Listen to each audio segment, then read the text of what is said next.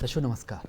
स्वस्थ शरीर के लिए जानकारियों की सौगात लेके आप सभी के सामने पुनः मुखातिब हैं कार्यक्रम आपका स्वास्थ्य के सजीव फोन इन कार्यक्रम में। दर्शकों कार्यक्रम आपका स्वास्थ्य आप सभी जानते हैं ऐसा कार्यक्रम है जिसमें हम आपको दिन प्रतिदिन अलग अलग प्रकार की बीमारियों के बारे में जानकारी देते हैं। इसके पीछे हमारी अभिव्यक्ति यही हम चाहते हैं आप स्वस्थ रहें। अगर किसी कारण से आप अस्वस्थ हैं तो हमारे एक्सपर्ट द्वारा जो आपको जानकारी दी जा रही है हमारे कार्यक्रम के माध्यम से ये सुनकर आप पुनः स्वस्थ हो जाएँ। इसी श्रृंखला में एक खास बातचीत आज हम करने वाले हैं।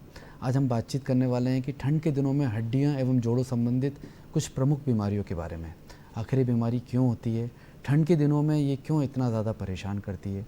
इसके अलावा कुछ ऐसी बीमारियां हैं जो हमें उम्र दराज लोगों में होती है, चाहे वो हम ऑस्टियोआर्थराइटिस की बात करें या लंबर स्पॉन्डिलाइटिस की बात करें, उसका क्या निदान है। इसके अलावा भी कुछ और भी हम हड्डियों के बारे में आपको जानकारी देंगे जिससे आप स्वस्थ रहें। और हमारे साथ स्टूडियो में एक्सपर्ट ऑलरेडी मौजूद हैं, आइए उनसे मुलाकात करते हैं। आज हमारे साथ स्टूडियो में मौजूद हैं डॉक्टर संजय गुप्ता सर, आप वरिष्ठ अस्थि रोग विशेषज्ञ हैं।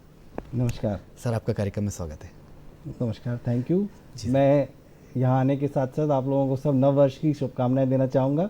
उसके पश्चात हम लोग जो भी हड्डियों के संबंध में आपको मैं जितना अच्छे से अच्छा बता पाऊँगा इसकी कोशिश करूँगा। जी sir, thank you sir, thank you. तो दर्शकों आप जानते हैं कि आज का ये कार्यक्रम सजीव फ़ोन इन होता है, तो 2 नंबर आपकी टीवी स्क्रीन पे लगातार डिस्प्ले होंगे और फ़ोन लाइन शाम को 5:30 बजे तक खुली है, लेकिन 5 बजे तक आप डॉक्टर संजय गुप्ता से सीधे बातचीत कर सकते हैं और आपको हड्डियों संबंधित कोई परेशानी हो तो पूछ सकते हैं। नंबर चाहें तो एक बार आप नोट कर लें। जो लैंडलाइन यूज़र्स के लिए नंबर है वो है 0755 जो भोपाल का STD कोड है 2660049। दूसरा टोल फ्री नंबर है 1800233040। ये दोनों फ़ोन लाइन शाम को 5:30 बजे तक खुली हुई है। संजय सर, शुरू करते हैं। सबसे पहले सर मैं जानना चाहूँगा कि जैसे जाड़ा शुरू हो गया है, ठंड ने भी अपने तेवर दिखाना शुरू कर दिए हैं, ऐसे में हड्डियों में दर्द या जो लोग ऑलरेडी कोई ना कोई हड्डियाँ एवं जोड़ संबंधित बीमारियों से ग्रसित हैं वो लोग थोड़ा परेशान ज़्यादा होते हैं। तो इस तरह के केसेस आपके पास इन दिनों आ रहे हैं? हम लोगों के पास इस समय ये जोड़ों के दर्द के केसेस बढ़ जाते हैं। जैसे ही ठंड चालू होती है पेशेंट्स जोड़ों के दर्द वाले बढ़ जाते हैं, एक्सीडेंट्स कम होने लगते हैं क्योंकि लोग बाहर कम निकलते हैं जी।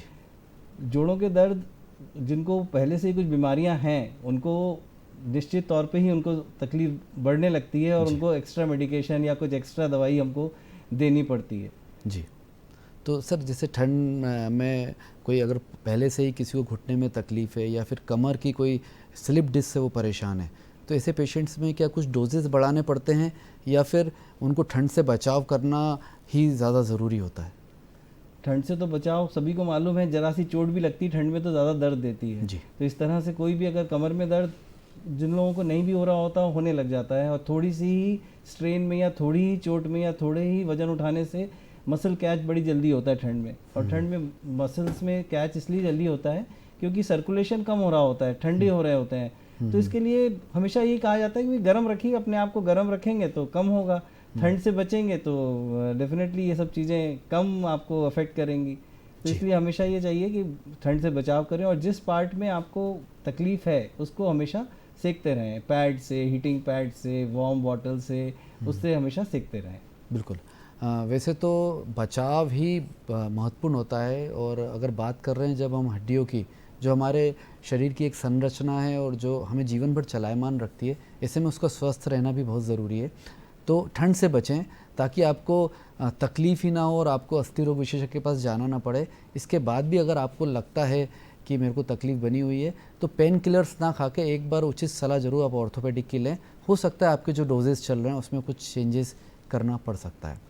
सर कौन सी क्या और क्या वजह होती है? जैसे आपने बोला सर्कुलेशन कम हो गया है इन दिनों, इसके अलावा भी कोई वजह होती है कि ठंड के दिनों में तकलीफ? ठंड के दिनों में तकलीफ होना नॉर्मल सभी को मालूम है, होती ही है। इसके कारण जो साइंटिफिक कारण अगर कुछ कहें तो एक तो सर्कुलेशन कम हो जाता है जिसके कारण मसल स्टिफनेस होती है, मसल्स में सर्कुलेशन ब्लड पहुंचता नहीं है तो वो थोड़े से कड़क हो जाते हैं और जल्दी स्ट्रेंड हो जाते हैं। दूसरा जो जोड़ होते हैं, अपने जोड़ों में जो तरल पदार्थ होता है जो चिकनाहट देता है वो भी गाढ़ा हो जाता है। उसके गाढ़ा होने से भी जॉइंट स्टिफ हो जाते हैं। और तीसरा जो जैसे टेम्परेचर कम होता है तो बैरोमेट्रिक प्रेशर भी कम होता है और बैरोमेट्रिक प्रेशर कम होने से भी मसल और लिगामेंट्स जॉइंट के अराउंड रहते हैं उनमें एक्सपेंशन और कॉन्ट्रैक्शन होता है उसके कारण, और उससे नर्व एंडिंग स्टिमुलेट हो जाती हैं, उसके कारण भी पेन ज़्यादा होने लगता है। जी तो जी ये मुख्य कारण है जिसके कारण। और दूसरा एक और कि अपन पानी भी कम पीते हैं ठंड जब में। अपन ठंड में पानी कम पीते हैं तो जी पानी की कमी के कारण भी जोड़ों में तरलता कम रहती है और उससे भी दर्द होता है। तो ये मुख्य कारण है जिनके कारण ठंड में दर्द ज़्यादा होता है। बिल्कुल, कहीं न कहीं जोड़ों की तरलता की बात यहाँ पे की है, जो ठंड में जिसमें गाढ़ापन आ जाता है, और हम लोग उतना धूप में भी नहीं निकलते हैं और धूप भी कम रहती है, हम लोग खूब कवर करके निकलते हैं, तो उस चक्कर में भी उतनी जो ज़रूरत है हड्डियों को, चाहे वो विटामिन डी हो, कैल्शियम हो, वो नहीं मिलता है। तो इस कारण भी ठंड के दिनों में तकलीफ़ बढ़ती है। एक कॉलर इस बीच में अशोक जी हैं जबलपुर से, हमारे साथ जुड़े हैं कार्यक्रम में। सर, स्वागत है आपका कार्यक्रम में, प्रश्न पूछ लें आप। अधिकतर 60 साल के अधिक वाले लोगों को जोड़ों में दर्द होता है, हड्डियों में कहीं भी दर्द हो जाता है, अगर जरा सी चोट लग जाए तो और साह निकल जाते हैं उनके। तो हम ये जानना चाहते हैं कि हड्डियां कुछ पक्की रहें तो उनको कौन सा पौष्टिक आहार खाना चाहिए सर। जिससे कि उनकी हड्डियों को ताकत बनी रहे, वो कहीं चल फिर सकें, या दवा से तो कम से कम जा सकें आराम से। इसके बारे में कुछ बताइए। जी सर। बचपन से ही हम लोग अपना स्वास्थ्य, हार्ट की रक्षा करते हैं, हार्ट के लिए क्या करना है ये सब सोचते हैं। हड्डियों के लिए बहुत ही कम लोग सोचते हैं कि उसके लिए क्या करना चाहिए। जी तो जो कैल्शियम और विटामिन डी की मात्रा है वो ठीक रखनी चाहिए। उसको लिए ऐसा है कि हमेशा कैल्शियम वाले फूड, जैसे दूध में कैल्शियम बहुत होता है, दूध के प्रोडक्ट्स, पनीर है, दही है, इसका सेवन हमेशा करते रहना चाहिए। विटामिन डी वैसे किसी चीज़ में बहुत ही कम मात्रा में हमको मिलता है खान पान में। सिर्फ सूर्य की रोशनी से स्किन पे पड़ने से विटामिन डी बनता है और उसी से उसकी पूर्ति हो पाती है। लेकिन आजकल बहुत कम लोग धूप में बैठते हैं, और वो भी ऐसा है कि काफ़ी पार्ट अपना शरीर का एक्सपोज्ड हो तभी विटामिन डी बन पाता है। तो आजकल विटामिन डी सप्लीमेंट लेना भी आवश्यक है। अगर हम लोग विटामिन डी सप्लीमेंट और कैल्शियम हमेशा लेते रहें और साथ में दूध, दही प्रोडक्ट्स वगैरह लेते रहें, थोड़े ड्राई फ्रूट्स, सोयाबीन, सोया भी अच्छा पदार्थ है जो कि खाने योग्य है और खाया जाता है। इस सब से कैल्शियम की कमी अपनी पूर्ण रहेगी तो हड्डी हमेशा स्वस्थ रहेगी। बिल्कुल, कहीं ना कहीं आपको शुरुआत से ही अपने जीवन शैली में बदलाव करने की ज़रूरत होती है। और अगर आप बातचीत कर रहे हैं कि 60-65 साल की उम्र के बाद हमें तकलीफ़ कम हो, हम अपने जोड़ों की सुरक्षा कर पाएँ, उसको स्वस्थ रख पाएँ, तो उसकी शुरुआत बहुत पहले से करनी पड़ती है। जैसे डॉक्टर संजय गुप्ता सर ने बताया कि अपने खान पान में बदलाव रखें, पनीर आप खा सकते हैं, वाइट प्रोडक्ट ले सकते हैं, और विटामिन डी का सप्लीमेंट ज़रूर आप कर सकते हैं, क्योंकि अक्सर हम देखते हैं कि विटामिन डी कम आता है। सर, विटामिन डी को लेकर लोगों के मन में बहुत सारी भ्रांतियाँ हैं, क्योंकि जब भी वो जनरल चेकअप कराते हैं, आजकल तो एक रूटीन चेकअप, हेल्थ चेकअप का एक दौर सा चल गया है, बहुत सारी कंपनीज आ गई हैं, तो इसमें विटामिन डी जो कम आता है उसके लिए क्या आपका कुछ प्रोटोकॉल है, वो सर मैं आपसे जानूंगा। एक कॉलर है हमारे साथ उज्जैन से, लोकेंद्र हैं। लोकेंद्र, अपना प्रश्न पूछ सकते हैं आप प्लीज़। नमस्कार सर, मैं लोकेंद्र वर्मा बोल रहा हूँ उज्जैन से। जी सर, मैं पेशे से हेयर कटिंग सैलून का काम करता हूँ और मेरी उम्र करीब 50 वर्ष है। जी सर, मैं ज्यादा देर तक खड़ा रहता हूँ, तो मतलब 4-5 घंटे अगर अपन खड़े रहे, उसके बाद मतलब जब रात को थोड़ी थकान सी महसूस होती है और सुबह जब मैं सोकर उठता हूँ तब मुझे कमर के अंदर अकड़न बहुत रहती है। जी जी सर। जी सर। हाँ, तो आपका काम जो है काफ़ी देर लगातार खड़े रहने का है, और हाँ। उम्र के साथ धीरे धीरे हड्डियाँ कमर की भी घिसने लगती हैं और कमज़ोर भी होने लगती हैं। जी तो मेरी सलाह आपको ये है कि जब भी आप हेयर कटिंग जैसे 5-6 घंटे लगातार करते हैं तो 1 घंटा करें और उसके बाद 10 मिनट का थोड़ा विश्राम लें। और दूसरा यह है कि कैल्शियम और विटामिन डी अपना पर्याप्त मात्रा में रखें अपने शरीर में, और उसके सप्लीमेंट वगैरह लेते रहें, और कुछ कमर की एक्सरसाइजेज भी करें, जी है ना। विटामिन्स और एक्सरसाइजेज जैसे जनरल विटामिन्स, एंटीऑक्सीडेंट वगैरह भी ले सकते हैं पैरों के दर्द के लिए। तो ये सब अगर करेंगे तो आपको प्रॉब्लम नहीं आएगी। लेकिन एक बात आपको समझनी है कि उम्र के साथ कुछ ना कुछ तो होगा। ऐसा नहीं सोचिए कि मैं ताउम्र ये ऐसे ही सारा इतना ही काम करता रहूँगा। जी जी बिल्कुल।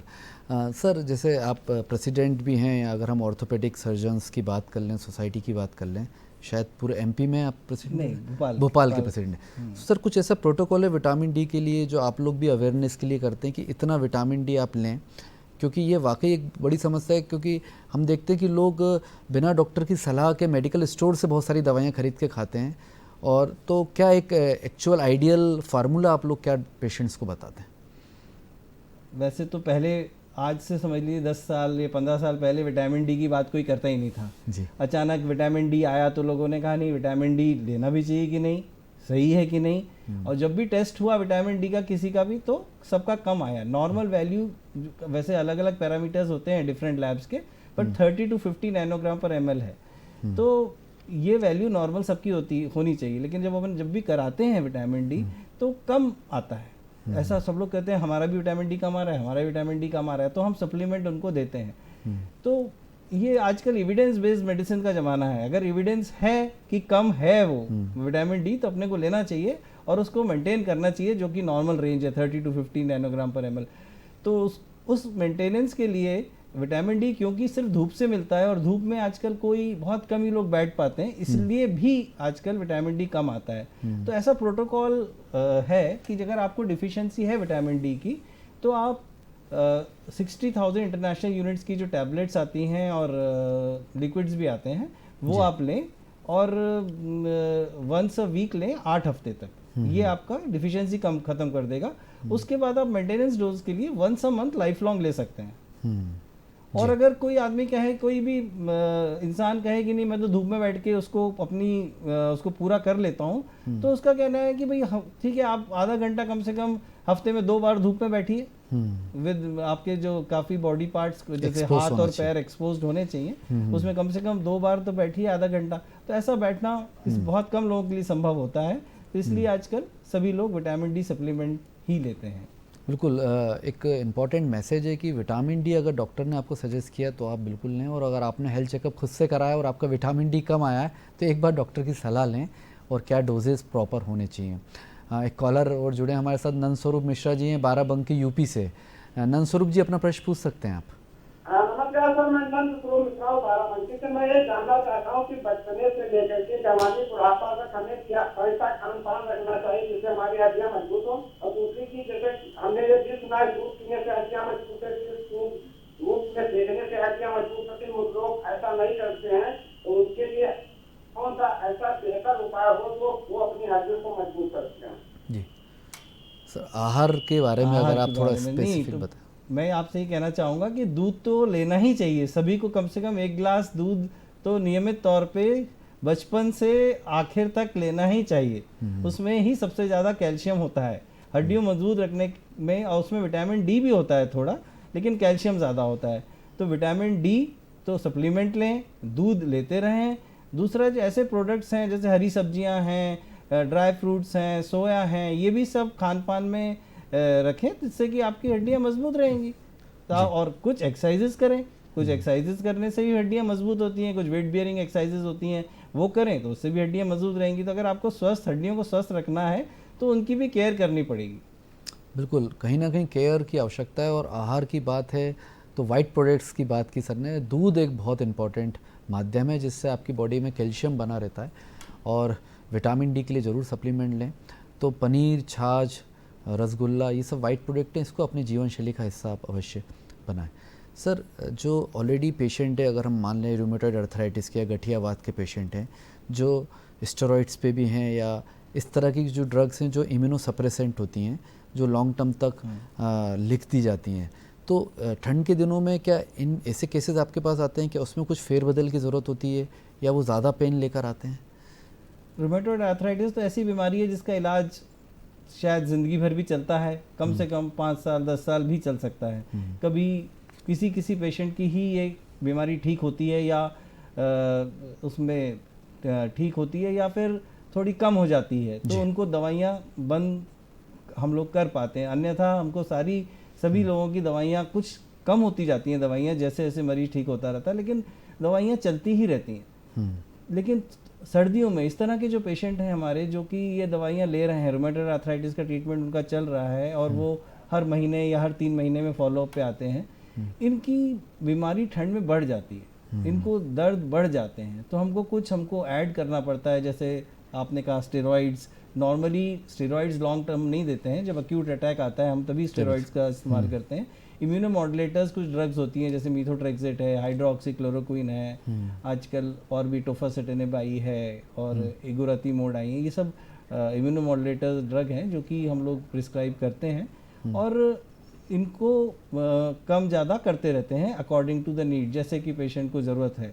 लेकिन जब सर्दियों में इनका पेन बढ़ता है तो हमको पेन किलर बढ़ानी पड़ती है और उनको कुछ एडवाइस एक्सरसाइज की देना पड़ती है और स्टेरॉइड्स भी कई बार देने पड़ते हैं, क्योंकि उनका पेन इतना ज़्यादा होता है कि वो सहन ही नहीं कर रहे होते हैं। तो उसको कम करने के लिए हम उसको बोलते हैं, एक बार आपको रिमेटॉइड आर्थराइटिस का भी अटैक जैसा आ गया है, इसको हमको अभी वापस अटैक को ठीक करना है, फिर आप नॉर्मल हो जाएंगे। जैसी ठंड जाएगी या ये अटैक की जब दवाई हम दे देंगे तो आप फिर नॉर्मल हो जाएंगे। बिल्कुल, कहीं ना कहीं जो गठियावाद बीमारी से पीड़ित हैं उन लोगों के लिए ये जो मौसम होता है, ये जाड़ा जो भी चल रहा है, थोड़ा सा परेशानी का विषय बन सकता है। तो ऐसे में थोड़ा डोजेस में आप फेरबदल करा सकते हैं, डोजेस थोड़े ज़्यादा लेना पड़ेंगे और दर्द से आप निजात पा सकते हैं। सर, जैसे जो महिलाएं जो होम हाउसवाइफ हैं, एक्टिवली काम करती हैं, तो एक और ठंड के दिनों में एक बीमारी हमने देखा है कि टेनिस एल्बो या फ्रोज़न शोल्डर, वैसे भी उनको लाइफ में ये दोनों बीमारियों से दो चार होना ही पड़ता है।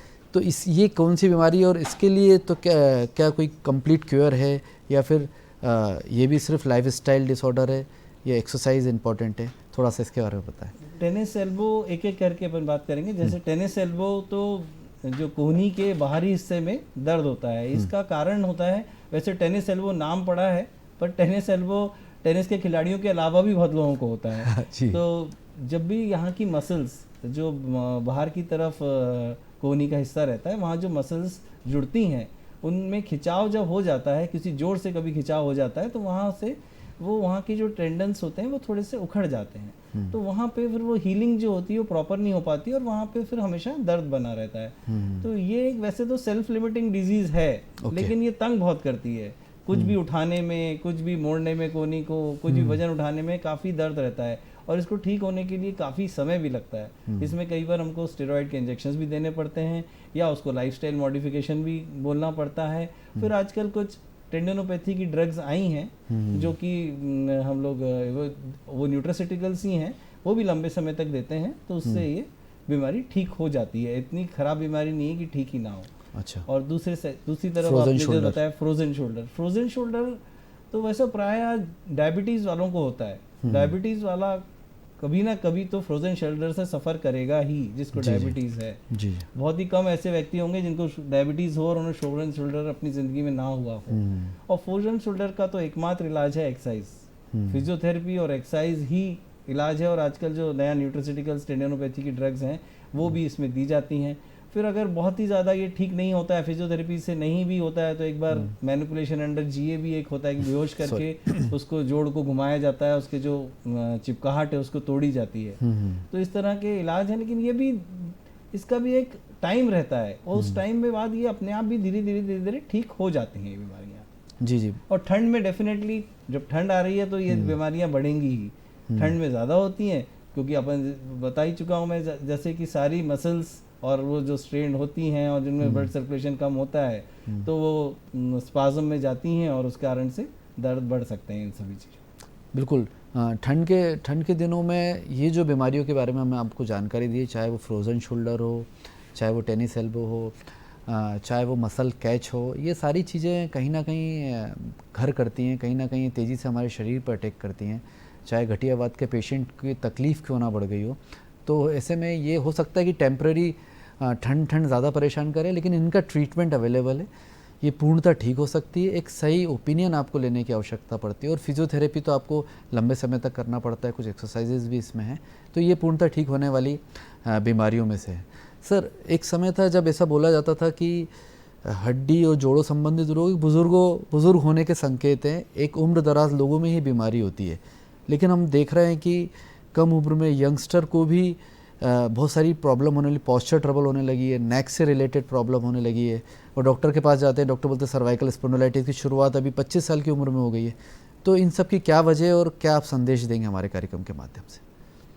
यंग बच्चों में इस तरह की बीमारी होना, एक तो यंग बच्चे आजकल कंप्यूटर के आगे बहुत बैठते हैं और दूसरा मोबाइल बहुत खेलते हैं, तो गर्दन पूरे टाइम झुकी रहती है और कंप्यूटर पे भी बैठने में हमेशा स्ट्रेट बैठ के उसी तरह पॉस्चर, एक ही पॉस्चर में बहुत देर तक बैठे रहते हैं। इस कारण ही सर्वाइकल पेन उनको हो जाता है और उसी को सर्वाइकल स्पॉन्डिलोसिस कहते हैं। पहले के ज़माने में कंप्यूटर नहीं था, मोबाइल नहीं था, तो इस तरह की प्रॉब्लम्स कम हुआ करती थी। और फिर पोस्चर अपना ठीक नहीं रखना, टेढ़े मेढ़े बैठ के पढ़ाई करना, मोटा तकिया लेना, ये सब चीज़ों से ही सर्वाइकल स्पॉन्डिलोसिस होती है। इसलिए यंग एज में भी आजकल जो बच्चे मल्टीनेशनल्स में काम करते हैं वो तो 10-10 घंटे 12-12 घंटे कंप्यूटर के आगे बैठे रहते हैं, तो नेक को बहुत स्ट्रेन पड़ता है। तो मेरे हमेशा एडवाइस रहती है कि 1 घंटा अगर आप काम करें तो 5-10 मिनट रिलैक्स करें, फिर आप आगे काम करें। क्योंकि बहुत सारे बच्चे हमारे पास आते हैं, माँ बाप उनको लेके आते हैं कि ये इस कंपनी में जॉब कर रहा है और नहीं काम कर पा रहा है, अब क्या करें, इसका हम कैसे करें कि इसका ठीक हो जाए, इसको काम तो करना ही है। तो मेरी हमेशा एडवाइस है कि 10 मिनट का गैप लें, उसके बाद काम करें जी। ओल्ड एज में तो हड्डियां वैसे भी घिसती हैं, जैसे हर चीज़ पुरानी होती है वैसी हड्डी भी पुरानी होती है। तो ओल्ड एज वालों को तो सर्वाइकल होना कॉमन है और जल्दी भी होता है, उनको थोड़े से ही पॉस्चर खराब करने से ही हो जाता है। और वैसे भी हड्डियां घिस रही होती हैं, उनकी बीकिंग हो रही होती है, उसको भी ऑस्टियोआर्थराइटिस ही कहते हैं। और उसमें होना, और ठंड में डेफिनेटली ज़्यादा होगा ही, ठंड में तो हो ही जाता है। तो ये कारण है, इनको अवॉइड किया जा सकता है, और अवॉइड करें तो ये सब चीज़ें ना हों जी। और इनका एकमात्र इलाज है वो ये पॉस्चर इंप्रूवमेंट और एक्सरसाइजेस जी। गर्दन की एक्सरसाइज करना मस्ट है अगर ठीक होना है आपको। सर, ऐसे क्या संकेत होते हैं कि जब इसमें कुछ आपको मेडिसिन की भी ज़रूरत है, या फिर ट्रैक्शन भी हमने देखा है, कुछ अलग प्रकार की फिजियोथेरेपी आप लोग करते हैं, तो इसके क्या संकेत होते हैं? क्योंकि सर्वाइकल स्पॉन्डिलाइटिस नेक पेन के बहुत सारे कारण हैं, तो क्या ऐसा कुछ संकेत होते हैं कि जब आपको तुरंत एटलीस्ट ऑर्थोपेडिक सर्जन से मिलना बहुत ज़रूरी हो जाता है?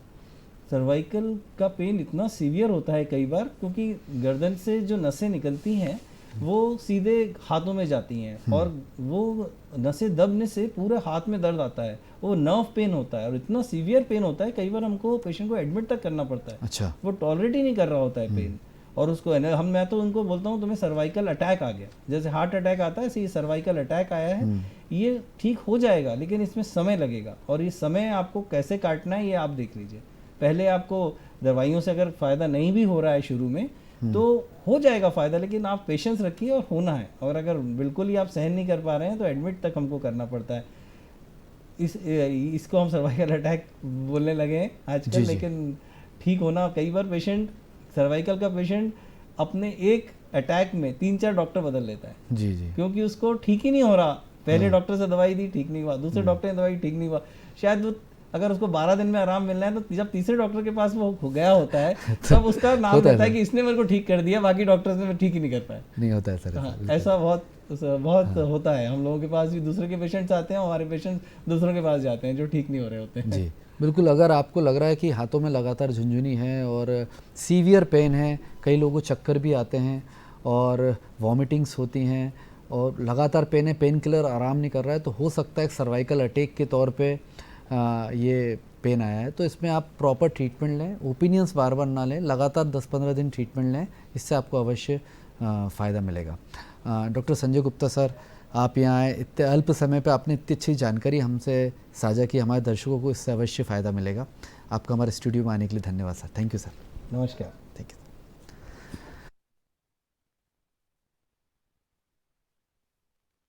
हो लंबर स्पॉन्डिलाइटिस हो या फिर नी जॉइंट की कोई प्रॉब्लम हो, बड़ी बीमारी ठीक हो सकती है, लेकिन उचित सलाह लेना ज़रूरी है। हमें विश्वास है कि डॉक्टर संजय गुप्ता सर ने जो आपको आज एडवाइस दी उसे आप अपनी जीवन शैली का हिस्सा बनाएंगे। आप कहीं मत जाइएगा, सेकंड सेगमेंट में आपसे जल्दी जुड़ेंगे। देखते रहिए कार्यक्रम आपका स्वास्थ्य।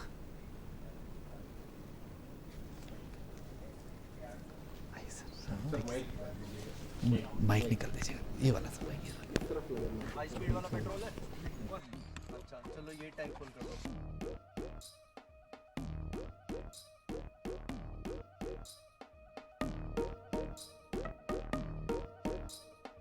Buffalo soldier, where are you going? Kalu नानो जनरल, चलने के लिए तैयार। The cavalry goes to Jodhpur देखिए हर रविवार दोपहर 12 बजे सिर्फ डीडी नेशनल पर, देश का पहला चैनल, देश का अपना चैनल। तुम्हारा नाम क्या है? पोसुई सोरो। तो आज हमें अपना पहला बहादुर नागा साथी मिला है, पोसुई। आज से हमारा नारा होगा स्वाधीनता या मृत्यु। चलो दिल्ली। जापानीज कोहिमा पहुंच रहे हैं, जल्दी हम पर हमला करेंगे।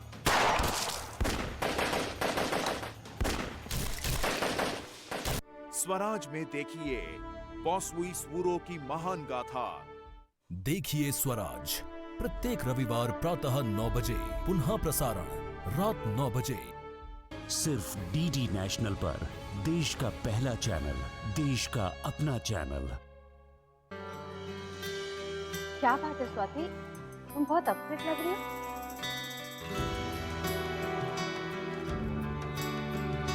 वो सोचती होगी कोई, क्या बोलता है तुमको, कोई सनसनी खेज खबर बना देगा, सेंसेशनल न्यूज।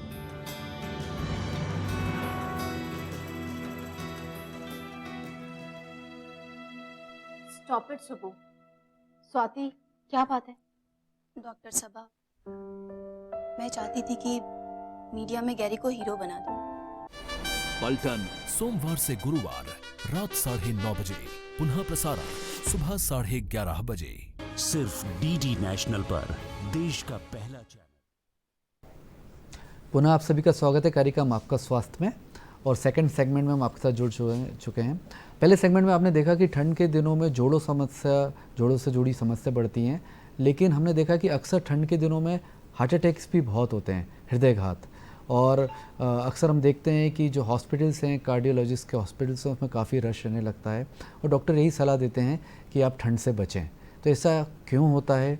और वैसे भी हृदय संबंधित के रोग और लक्षण, उसका क्या क्या उसका रोकथाम है और किस प्रकार से उसका निदान मुमकिन है, इन सब विषयों पे आज हम चर्चा करेंगे। हमारे साथ स्टूडियो में एक्सपर्ट मौजूद हैं। डॉक्टर खंडेलवाल सर हमारे साथ स्टूडियो मौजूद हैं।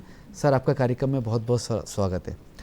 गौरव खंडेल सर काफ़ी लंबे समय से कार्डियोलॉजिस्ट हैं और काफ़ी लोगों को उनसे फ़ायदा मिल रहा है और निजी अस्पताल में कार्यरत हैं।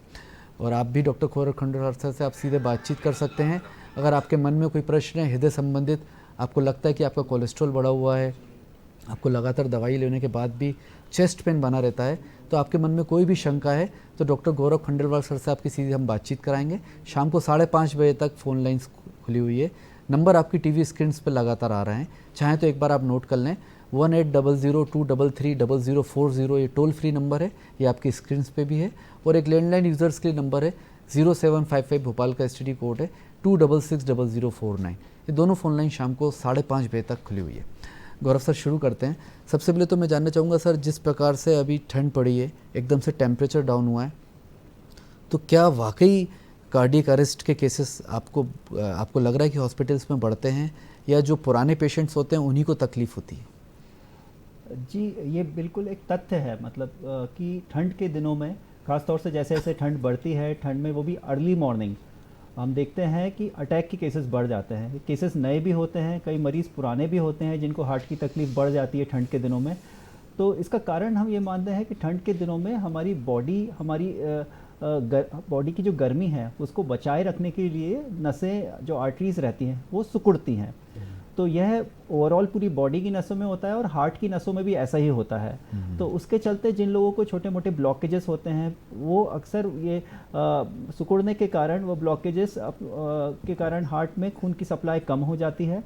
और दूसरा कारण ये भी हम मानते हैं कि बॉडी की गर्मी को बनाए रखने के लिए हार्ट को और अधिक परिश्रम करना पड़ता है ठंड में, जिसके कारण ब्लड प्रेशर बढ़ जाता है। और नसें सिकुड़ने के कारण वह ब्लड प्रेशर जब ज़्यादा बढ़ता है तो उसके कारण हृदयाघात आदि देखने को मिलता है। हार्ट पे ज़्यादा दबाव पड़ता है अपना नॉर्मल काम करने के लिए।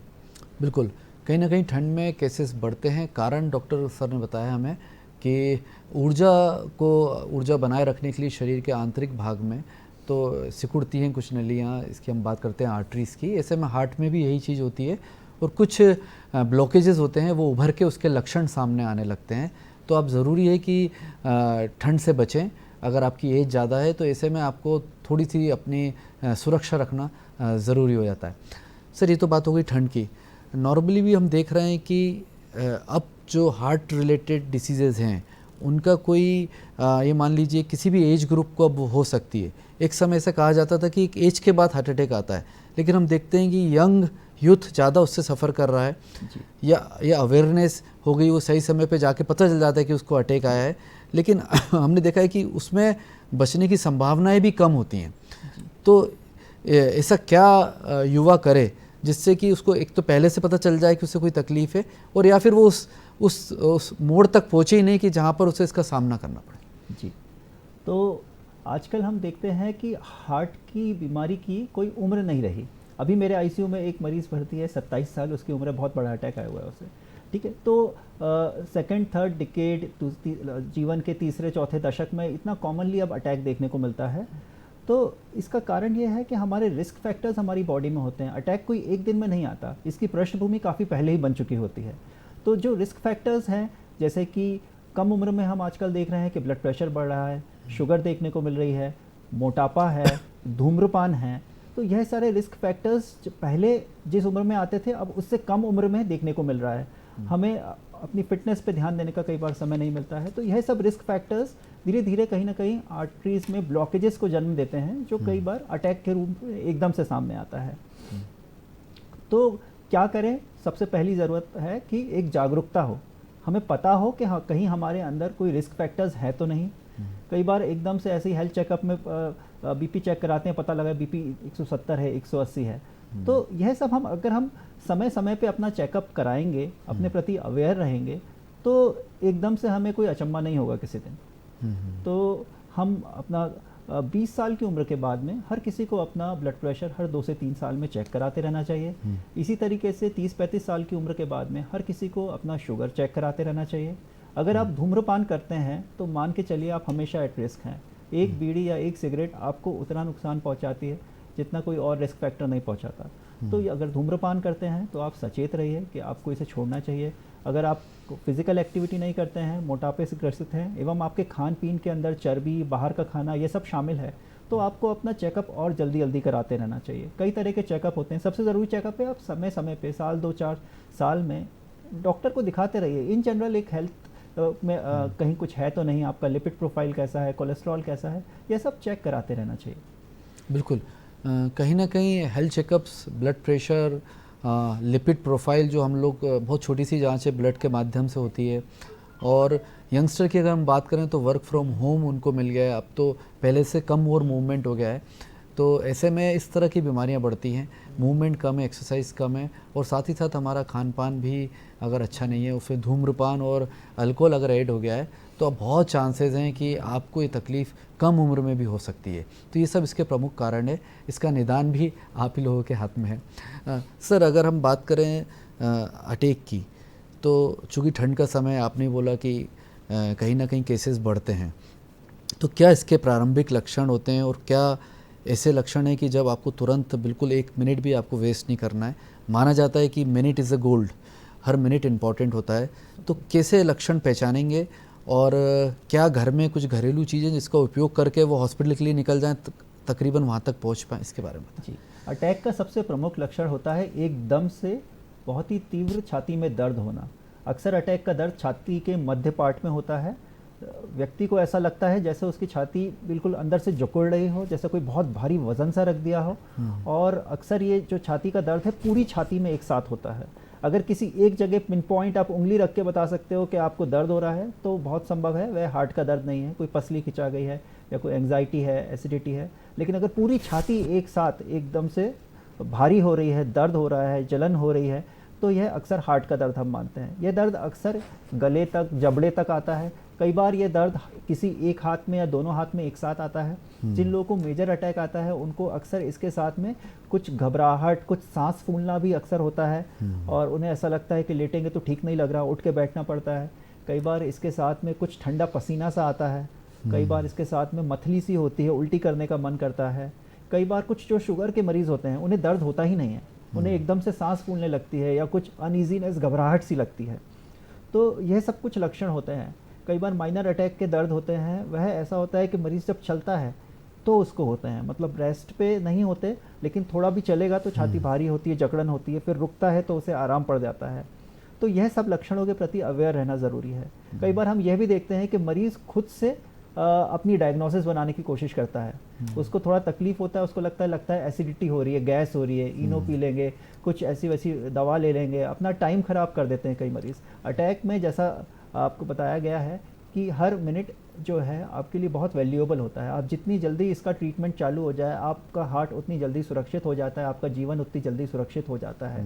तो अगर कहीं भी आपको किसी तरह की छाती में या पेट के ऊपरी भाग में या हाथ में या गर्दन में कुछ इस तरह का लक्षण हो रहा है जो आपको पहले कभी नहीं हुआ, तो खुद से दिमाग ना लगाएं, तुरंत अस्पताल पहुँचें। वहाँ पे अक्सर सबसे पहले एक ECG निकाली जाती है, जिस ECG से अक्सर पुष्टि होती है कि यह अटैक का दर्द है या क्या है। बिल्कुल, बहुत संकेत बिल्कुल क्लियर कट हैं कि पहली बात तो अगर आपको इस तरह के कोई भी लक्षण है तो एक बार ज़रूर आप चिकित्सक से संपर्क कर लें। अगर ये बार बार जीवन में हो रहा है तो आप ये देख लें कहीं ये एसिडिटी का तो नहीं है।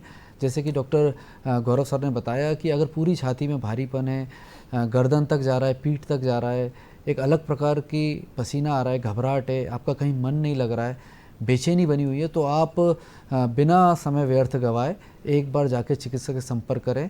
अगर आप ऐसी जगह पे हैं जहाँ पर बहुत सुविधा नहीं है तो कम से कम एक ECG करा के कंफर्म कर लें और कि कहीं ये अटैक तो नहीं है, क्योंकि अटैक में आपको समय बहुत कम मिलता है। अगर सही समय पे पहुँच जाए तो ये पूर्णतः ठीक होने वाली बीमारी बन सकती है। सर, बहुत सारे जो लोग हैं उनके घर में कुछ ना कुछ दवाइयाँ तो आज के समय में उपलब्ध रहती हैं, तो ऐसी कोई दवाई जो ड्रग लेके घर से निकल जाए जो उसको कहीं ना कहीं फ़ायदा पहुँचाए? जी, तो इसमें अटैक हम समझें कि क्यों आता है। अटैक हार्ट को जो खून की नसें होती है जिनसे हार्ट को भी ब्लड मिल रहा है, उनमें कोई खून का थक्का गाढ़ा होकर जम जाता है, जिसके कारण नस में खून का जो प्रवाह रहता है 100% बंद हो जाता है, तो हम बोलते हैं मेजर अटैक आ रहा है। तो कुल मिला के खून गाढ़ा होकर जमने से नस बंद होती है। तो इसमें खून पतला करने वाली अगर हम दवाई तुरंत से लेते हैं तो कई बार वो दवाई के असर से ही खून का थोड़ा फ्लो खुल जाता है। तो अक्सर घर में डिस्प्रिन की दवाई होती है जो कि दर्द निवारक एक गोली होती है, जिसे हम पानी में डाल के पीने को कहा जाता है दर्द हो तो वे डिस्प्रिन की गोली खून पतला करने का भी काम करती है। कई लोग जो हार्ट के मरीज रहते हैं उनके घर में यही गोली इकोस्प्रिन नाम से रहती है। करेक्ट। तो इस तरह की कोई दवाई आप चबा के ले लें। जब आप चबा के लेते हैं तो तुरंत से आपके सर्कुलेशन में आ जाती है। जब आप पानी से लेते हैं तो उसको कुछ समय लगता है एक्ट करने में, ठीक है। तो चबा के अगर तुरंत इस तरह की गोली ले लें तो ये आपका असर काफ़ी तुरंत चालू हो जाता है। कुछ लोगों के घर में सॉर्बिट्रेट नाम की दवा रहती है हार्ट शेप, जो कि हार्ट के मरीज रहते हैं घर में कोई ना कोई, तो वो भी अगर इस तरह की 1 या 2 गोली कोई चूस लें तो कई बार इससे काफ़ी दर्द में आराम पड़ जाता है। अस्पताल पहुंचने तक थोड़ा सा सपोर्ट मिल जाता है। बिल्कुल। इकोस्प्रिन के नाम से एक दवा, खून पतला करने वाली एक दवाई रहती है, डिस्प्रिन के नाम से कई लोग उसको यूज़ करते हैं। वो दवाई आप बिना डॉक्टर की सलाह लिए भी ले सकते हैं। कम से कम 1-2 गोली आप चबा के खा लें, इससे नुकसान कुछ भी नहीं होगा, फ़ायदा ज़रूर मिलने की उम्मीद रहेगी। और फिर आप बिना समय व्यर्थ गवाए तुरंत हॉस्पिटल जाएं या आसपास जो भी हेल्थ सेंटर है वहाँ अवश्य जाके आप संपर्क करें। सर, अक्सर ऐसा देखा गया है कि एक बार किसी को अगर इस तरह के डिसीज़ हो गई है, हार्ट डिसीज़ हो गई है, तो कुछ जीवन पर्यंत कुछ दवाइयाँ लेना ज़रूरी हो जाता है। और हम देखते हैं कि जब उसके लक्षण ख़त्म हो जाते हैं, उसकी हाँफ भराना कम हो गई और उसको कोई दर्द नहीं है, तो वो फिर उस तरह की दवाइयाँ कंटिन्यूसली करते नहीं हैं, तो उसका क्या नुकसान उस पेशेंट को हो सकता है? सर, इसका जवाब मैं लूँगा, एक कॉलर से बात कर लेते हैं। रागिनी गुर्जर हैं मुरैना से। स्वागत है रागिनी जी, आपका कार्यक्रम में, अपना प्रश्न पूछ लें आप। जी नमस्कार सर। सर, मुझे ये जानना था कि सर साइलेंट हार्ट अटैक के बारे में मैं पूछना था। Silent heart attack normal heart attack से कैसे अलग है? हाँ जी, कई बार ऐसा होता है कि जब मरीज़ हमारे पास आता है तो उसका जांचें देख के हमें ऐसा लगता है कि इनको कभी ना कभी लाइफ में अटैक आया है, ECG देख के, इको देख के, और उस मरीज़ को पता भी नहीं लगा। मरीज़ बोलता मुझे तो कभी ऐसी कोई दिक्कत ही नहीं हुई। तो साइलेंट अटैक कई बार डायबिटीज़ वाले मरीज़ों में देखने को मिलता है, क्योंकि डायबिटीज़ में कई बार हमारी जो दर्द नहीं होता, डायबिटिक मरीज़ों को कई बार दर्द नहीं होता और एकदम से कई बार सांस फूलती है। तो साइलेंट अटैक का मतलब यही है, अटैक आ गया जिसके कारण हार्ट को क्षति हो चुकी है पूर्व में और अब हमें किसी जांच के द्वारा पता लग रहा है। तो अच्छा, दूसरा यह है कि कभी क्या ऐसा भी हो सकता है कि हमें अटैक का लक्षण हो और दर्द ही ना हो रहा हो, तो बिल्कुल संभव है। जैसे मैंने कहा, कई बार एकदम से ऐसा सांस फूलती है, घबराहट सी होती है, केवल पसीने वगैरह आते हैं, तो और आप डॉक्टर के पास पहुँचें तो आपको पता लगता है तो मेजर अटैक चल रहा है, दर्द ही नहीं हुआ। तो ये अक्सर होता है, मतलब बहुत कॉमन तो नहीं, लेकिन 10% मरीज़ जो है साइलेंट अटैक के साथ में आते हैं। जी सर, अगर इसमें जैसा आपने बोला कि डायबिटिक पेशेंट में ज़्यादा संभावना इस चीज़ की रहती है, अगर उसकी डायबिटीज़ कंट्रोल है तो फिर डायबिटीज़ अगर कंट्रोल है तो भी उसको क्या पेन नहीं होगा? जी, ये इस बात पर निर्भर करता है कि डायबिटीज़ कितने सालों से है, और अगर बहुत सालों से है तो पिछले और सारे सालों में वो कितनी कंट्रोल में थी। जैसे जिन लोगों को अक्सर 15-20 साल से डायबिटीज़ है और बीच बीच में कंट्रोल में नहीं रहती, तो उन लोगों को अक्सर भले अब कंट्रोल में आने लग गई है भले ही, लेकिन पास्ट हिस्ट्री जो रहती है उससे अक्सर ये प्रभावित होता है। बिल्कुल। सागर से जुड़े हैं विपिन जी हमारे साथ। स्वागत है विपिन आपका कार्यक्रम में, प्रश्न पूछ लें आप विपिन जी। हाँ सर, नमस्कार। नमस्ते जी। 2 सवाल है सर। पहला सवाल ये था कि हार्ट समस्या अगर हार्ट अटैक के लिए पोल्यूशन का कितना अहम रोल होता है सर, जो पोल्यूशन होता है। और दूसरा सवाल सर ये था कि कहते हैं लहसुन खाने से, कच्चा लहसुन खाने से भी खून पतला होता है, तो क्या कच्चा लहसुन खाना चाहिए सर्दियों में? हाँ जी, कच्चा लहसुन के काफ़ी कुछ अच्छे प्रभाव बताए गए हैं हार्ट में, और आयुर्वेद में काफ़ी इसके लिए अच्छा कहा गया है। तो डेफिनेटली इसका रोल रहता है। और पोल्यूशन इन जनरल हार्ट को भी नुकसान पहुंचाता है। वही बात हम स्मोकिंग के संदर्भ में भी कर रहे थे कि ये जो गंदे केमिकल्स होते हैं पोल्यूशन के, वह जाके कहीं ना कहीं हमारी आर्टरीज में डिपॉजिट जो रहते हैं, ब्लॉकेजेस जो रहते हैं, उनको बढ़ावा देते हैं। और ना केवल हवा का पोल्यूशन, लेकिन हमारे खान पीन में भी जो पोल्यूशन है, जो मिलावट है, ये सब कहीं ना कहीं हमारी बॉडीज़ में ब्लॉकेजेस को ज़्यादा प्रमोट करती हैं। तो डेफिनेटली हम जितना शुद्ध वातावरण में रहते हैं, जितना शुद्ध खाना खाते हैं, जितना शुद्ध हवा लेते हैं, उतना हम इन चीज़ों से बचे रहते हैं, अटैक, ब्लॉकेजेस आदि से बचे रहते हैं। जी गौरव सर, जैसे बातचीत कर रहा था मैं, प्रश्न था एक जो कि मेडिसिन का कंटिन्यूसली लेना कितना ज़रूरी है, क्योंकि अक्सर डॉक्टर वैसे तो मेडिसिन कम कर देते हैं एक अटैक के बाद, 1-2 महीना मेडिसिन कम हो जाती हैं, लेकिन फिर भी कुछ मेडिसिन आप लोग बोलते हैं कि लगातार जीवन पर्यंत खानी पड़ेगी। तो उसका क्या अहमियत है, क्योंकि कई लोग उसको नहीं फॉलो करते? देखिए, 2-3 तरह की दवाइयाँ होती हैं जो अक्सर हृदयाघात या अटैक के बाद में दी जाती हैं। एक दवाई अक्सर खून पतला करने की होती है, जो अटैक के बाद जीवन पर्यंत लेना ज़रूरी होता है। वह इसलिए ताकि वापस से कभी अटैक ना आए। ठीक है, कई लोगों को अटैक के बाद में एंजियोग्राफी के बाद एंजियोप्लास्टी, स्टेंट आदि लगाया जाता है, और अगर वे खून पतला करने की गोली बंद कर देते हैं तो उनका स्टेंट बंद होकर वापस से बड़ा अटैक आने की संभावना और बढ़ जाती है। कहने का तात्पर्य ये है कि अगर आपका अटैक के बाद में कभी एंजियोप्लास्टी, स्टेंट हो चुका है या बाईपास सर्जरी हो चुकी है, तो आपके लिए खून पतला करने की गोली को 1 या 2 दिन के लिए भी बंद करना डेंजरस हो सकता है, और वह एक आपके जो स्टेंट डले हैं वे बंद हो सकते हैं। ठीक है, दूसरी तरह की दवाइयाँ जो होती हैं वह कई बार हार्ट अटैक के बाद जो हार्ट कमज़ोर हो जाता है उसको सपोर्ट करने के लिए होती हैं, जिनसे कि थोड़ा बॉडी के अंदर हमारा जो पानी जमा होने लगता है अटैक के बाद में, वह रिलीफ करता है। तो इस तरह की जो दवाइयाँ, जिन्हें कई बार लेसेक्स या डाइटोर आदि के नाम से कहते हैं, यह अगर मरीज़ लेता रहता है तो उसके सांस नहीं फूलेगी, तो वह उसके एक अच्छी क्वालिटी ऑफ लाइफ के लिए ज़रूरी होता है। और तीसरे तरह की दवाइयाँ होती हैं जो मरीज़ का ब्लड प्रेशर, शुगर या जो भी रिस्क फैक्टर है जो अटैक का कारण रहा है, उनको कंट्रोल करने के लिए। तो ये तो एक नेचुरल सी बात है कि जिस चीज़ ने अटैक को जन्म दिया, मान लीजिए आपकी शुगर कंट्रोल नहीं रहती है, बीपी कंट्रोल नहीं रहता है, तो उनको कंट्रोल करने की दवाइयाँ आप लेते रहेंगे तो आगे आप और ज़्यादा स्वस्थ रहेंगे। बिल्कुल, 2-3 मेडिसिन्स को वाकई इम्पॉर्टेंट है, जिसमें खून पतला करने की दवाई जो यूजुअली रात के समय डॉक्टर सजेस्ट करते हैं कि सोने के पहले लेना है, उसमें कुछ कोलेस्ट्रॉल को भी घटाने की दवाई मिक्सअप रहती है, तो ये दवाई बहुत महत्वपूर्ण हो जाती है। इसके बाद भी 2-3 दवाइयाँ जैसे डॉक्टर गौरव सर ने बताया, चाहे वो ब्लड प्रेशर कंट्रोल हो, चाहे वो पानी शरीर में कम जमे उसके लिए कुछ पानी की निकासी बढ़ाने के लिए कुछ दवाइयाँ होती हैं, तो ये सब दवाइयाँ ज़रूरी हैं, और इसके चलते आपको तकलीफ़ अगली बार होने के चांसेस काफ़ी कम हो जाते हैं। सर, अगर हम निदान की बात करें तो ये तो टैबलेट्स और गोलियों वाली बात तो ये तो कॉन्स्टेंटली आपको लेना ही है, लेकिन जब पेशेंट आपके पास आता है अटैक का, तो संभावनाएं 2-3 चीज़ों की बनती है। तो निदान में क्या शुरुआत करते हैं कि एंजियोग्राफी कब करानी चाहिए, एंजियोग्राफी का क्या महत्व है? क्योंकि लोगों को जब एंजियोग्राफी बोली जाती है तो वो ओपिनियन लेने के लिए एक घर में एक दौड़ मच जाती है कि भैया इनसे पूछ लें, उनसे पूछ लें, कहीं डॉक्टर तो गलत नहीं बोल रहा है, अभी ऐसा तो पहले कभी हुआ नहीं, थोड़ा ही तो दर्द हुआ, तब तो दर्द भी ख़त्म हो गया। ये इस तरह के लोगों के मन में बहुत सारे प्रश्न आते हैं, जो स्वाभाविक भी है, कोई भी आसानी से कोई चीज़ नहीं करना चाहता है। तो किस प्रकार से आप लोग उनको कन्विंस करते हैं, और क्यों ज़रूरी है एंजियोग्राफी, क्या फ़ायदा है इसका? हाँ जी, देखिए, एक अवस्था होती है मेजर हार्ट अटैक की, उसमें हम लोग अक्सर तुरंत एंजियोग्राफी की सलाह देते हैं, क्योंकि वह सबसे बेस्ट ट्रीटमेंट ऑप्शन माना जाता है। तो उसमें एंजियोग्राफी करके हमें खुद सामने दिख जाता है कि हार्ट की कौन सी आर्टरी, कौन सी नस बंद हुई है, और हाथों हाथ उसका इलाज भी हो जाता है। हम उसको खोल देते हैं, कई बार स्टेंट डाल के परमानेंटली उसको खोल देते हैं। तो उस वक्त जो है हमारी यही सलाह रहती है कि मरीज़ जो है अपनी अवस्था को समझे और डॉक्टर पर विश्वास करे और अपना समय ख़राब ना करे, तुरंत से एंजियोग्राफी आदि ट्रीटमेंट ऑप्शंस पे जाके, क्योंकि वही सबसे बेस्ट ऑप्शन है।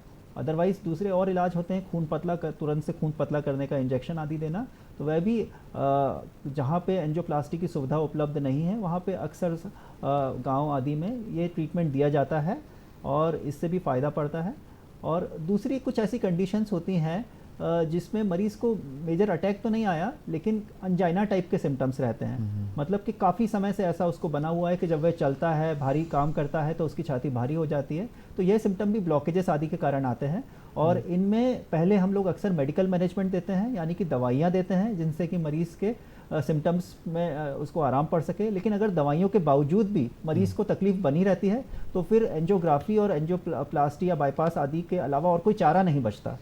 तो हम ये समझें कि एक ऐसी अवस्था भी हो सकती है जिसमें हमको ब्लॉकेज को खोलना ही पड़ेगा, अदरवाइज़ मरीज़ दवाइयों से मैनेज नहीं हो पा रहा। बिल्कुल। अगर कहीं ना कहीं अगर ब्लड सर्कुलेशन हार्ट तक पहुंच नहीं रहा है, चाहे आपको नली चौक है जिसको हम लोग ब्लॉकेज बोलते हैं, तो उसको खोले बिना तो मुमकिन नहीं, क्योंकि दवाई जब तक वहाँ पे असर करेगी उसमें समय लगेगा। ब्लड तो हमें हर सेकंड चाहिए क्योंकि हर सेकंड हमारा दिल धड़क रहा है। तो ऐसे में ज़रूरी है कि आप चिकित्सक पे विश्वास करें।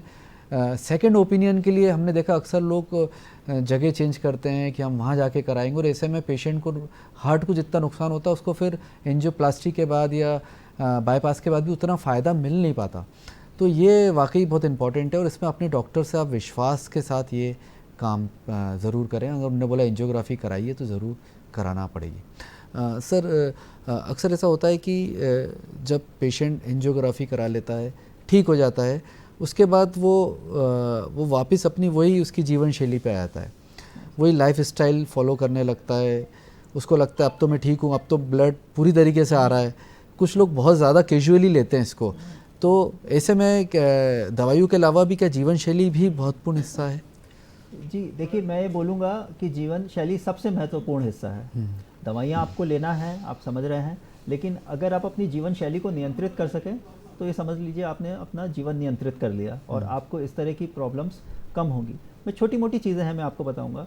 तो जैसे आप खाने में शक्कर कितना ले रहे हैं, नमक कितना ले रहे हैं, घी तेल किस तरह का इस्तेमाल कर रहे हैं, कितना ले रहे हैं, क्या आप हाई फाइबर डाइट ले रहे हैं, क्या आप फिज़िकल एक्टिविटी जितना करना चाहिए कर रहे हैं। तो यह सब के प्रति अगर हमें थोड़ा बहुत भी ज्ञान रहे और थोड़ा बहुत हम इसके लिए कोशिश करें तो आगे इस तरह की प्रॉब्लम्स होने की संभावना बहुत कम हो जाती है।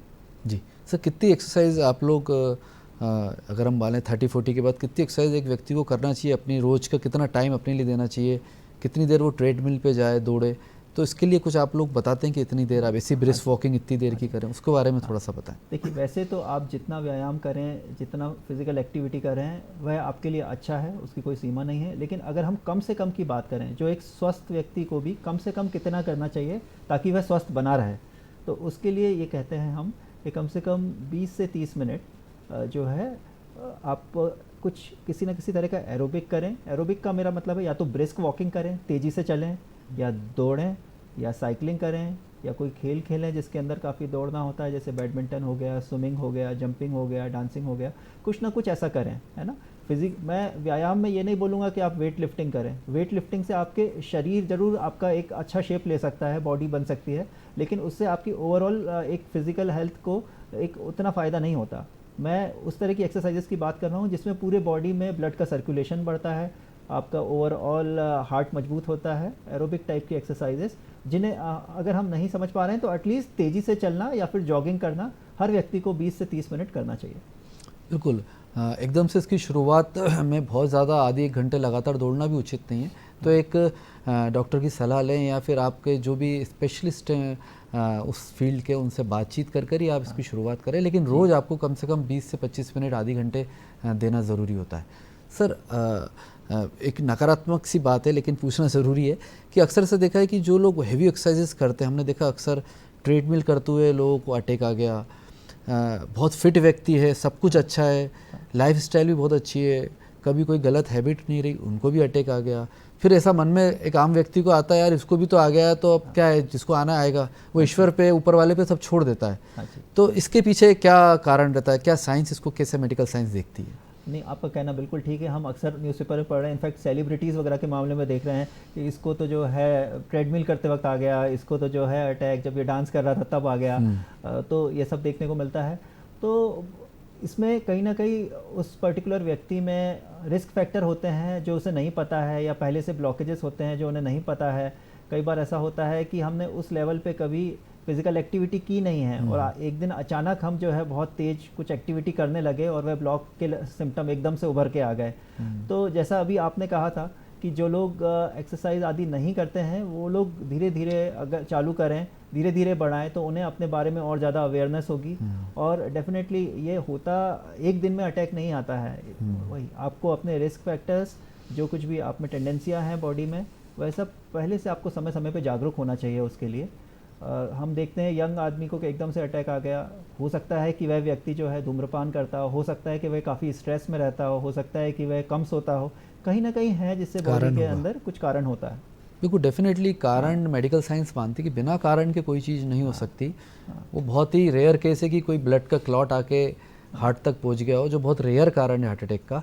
लेकिन ज़्यादातर कारण आपके पास रहेंगे, आपको उसकी जानकारी नहीं है। और ऐसे में फिर आपको कुछ जो टेस्ट हैं, जो जनरल चेकअप हैं, जैसे डॉक्टर गौरव सर ने शुरू में बताया था, ब्लड प्रेशर चेकअप हो गया, अपनी शुगर की जांच हो गई, या फिर रोज़ एक्सरसाइज हो गई, खान पान पे संयम हो गया, ये आप करते रहेंगे तो एटलीस्ट आपको आपका थ्रेशोल्ड, आपकी हाईएस्ट कि हाँ मैं इतना दौड़ सकता हूँ, इतना भाग सकता हूँ, इसमें मुझे कोई दिक्कत नहीं है, इसका लिए ज़रूरी है। सर ऐसा भी माना जाता है कि जब व्यक्ति एक्सरसाइज करता है तो उसका हार्ट और मजबूत होता है, वो अपनी कैपेसिटी बढ़ाता है। ये कहाँ तक ये सेंटेंस उचित है सर? ये नहीं, ये बिल्कुल ठीक है। अच्छा, इसे हम एरोबिक्स हार्ट बोलते हैं या एथलीट्स हार्ट बोलते हैं। अच्छा, तो इसके अंदर हम जितना व्यायाम या जितना हम फिजिकल एक्टिविटी करते हैं, हमारा हार्ट उतना ही मजबूत होता है। तो ये एक तथ्य है। ये तो उसी तरीके से है जैसे कि अगर आप जिम में आप वेट करते हैं तो आपके जो मसल्स हैं वो एक अच्छा शेप लेते हैं, इसी तरीके से आपका हार्ट भी मजबूत होता है। जी बिल्कुल। एक्सरसाइज करिए, एक्सरसाइज से हार्ट को सर्कुलेशंस जगह जगह से मिलना शुरू हो जाते हैं, उसकी मसल्स और मजबूत होती है, तो उसका तो फ़ायदा हमेशा से हमें मिलता ही है। सर संक्षिप्त में मैं जानना चाहूँगा कि अक्सर हम लोग जब जनरल चेकअप कराते हैं तो हमारा LDL ट्राइग्लिसराइड बढ़ा हुआ आता है, ये कहाँ तक प्रैक्टिकली शरीर पर इसको हम किस प्रकार से देख सकते हैं, और इसके लिए क्या रोज़ एक दवाई खाना ज़रूरी है कि ये भी जैसे लहसुन बोला या फिर लाइफ स्टाइल से बिना दवाई के ठीक हो सकता है? इसके बारे में थोड़ा सा सर संक्षिप्त में बताएं। हाँ जी, तो समय समय पर हमारा कोलेस्ट्रॉल लेवल या लिपिड प्रोफाइल चेक करना एक अच्छी आदत रहती है। और इसमें हम ये पाते हैं कि जैसे सर ने कहा LDL कोलेस्ट्रॉल, ये एक बुरा कोलेस्ट्रॉल होता है जो कि हमारी आर्टरीज़ में जाके जमता है। और इसी तरीके से एक ट्राइग्लिसराइड भी अक्सर लोग चिंतित रहते हैं, ट्राइग्लिसराइड बढ़ा है। तो ट्राइग्लिसराइड अक्सर हमारे बॉडी में कितना फ़ैट है जी, जो लोग मोटे होते हैं या जो लोग डायबिटिक होते हैं उन लोगों के अंदर अक्सर ट्राइग्लिसराइड बढ़ा रहता है। और इन जनरल ट्राइग्लिसराइड को हम टारगेट नहीं करते, मतलब हम ट्राइग्लिसराइड को दवाइयों से अक्सर ट्रीट नहीं करते हैं। लाइफ स्टाइल, हाँ, अगर वह 500 से ऊपर बढ़ा रहता है ट्राइग्लिसराइड, जैसे नॉर्मल वैल्यू उसकी 150 से कम है जी, तो 200, 250, 300 में जनरली हम लोग ट्रीट नहीं करते। सर लाइफ स्टाइल ही, लाइफ स्टाइल, आप फल ज़्यादा खाएं, आप जो HDL बढ़ाने वाली चीज़ें हैं, अलसी हो गया, अखरोट हो गया, ये सब आप ज़्यादा लें। लेकिन LDL को अक्सर हम लोग ट्रीट करते हैं। LDL की जैसे नॉर्मल वैल्यू रहती है कि हाँ 100 से कम हो वह बेस्ट है। कुछ लोगों का 100 से 160 के बीच में रहता है, उनको हम लाइफस्टाइल चेंजेस बोलते हैं।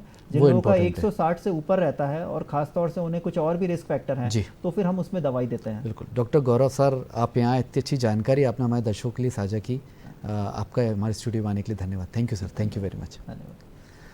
तो दर्शकों, आपने देखा कि हार्ट अटैक्स ठंड में बढ़ते हैं और अगर हम सही समय पे उचित सलाह लेंगे तो उससे हम बच सकते हैं। एक छोटी छोटी बातें जो डॉक्टर गौरव सर ने बताई उसे ज़रूर आप अपनी जीवन शैली का हिस्सा बनाएं, आपको अवश्य फ़ायदा मिलेगा। आज के लिए बस इतना ही। अगले अंग में जल्दी आपसे मुलाकात होगी, एक नए विषय पर चर्चा करेंगे। तब तक के लिए मुझे दें इजाज़त। नमस्कार।